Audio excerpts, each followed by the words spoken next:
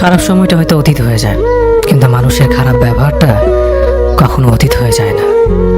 শুধু নিজে থেকে কথা বলা বন্ধ করে দেখো, দেখবে অনেক আপনজন পর হয়ে যাবে।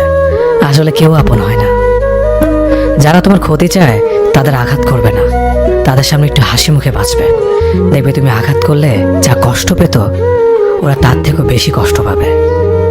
যত মিশবে ততই মানুষ চিনবে, অভিনয় যে কত প্রকার হয় তা বুঝতে পারবে। সবাইকে তোমার সত্যতা জানানোর দরকার নেই, যে যা ভাবে তা নিয়ে সমালোচনা করতে দাও।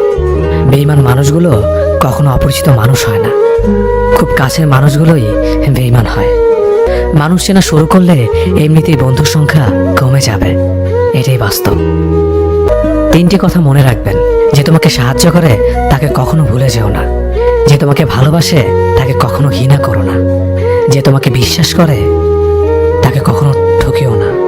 ধোঁকা একজনেই দেয়, কিন্তু বিশ্বাস সবার উপর থেকে উঠে যায়।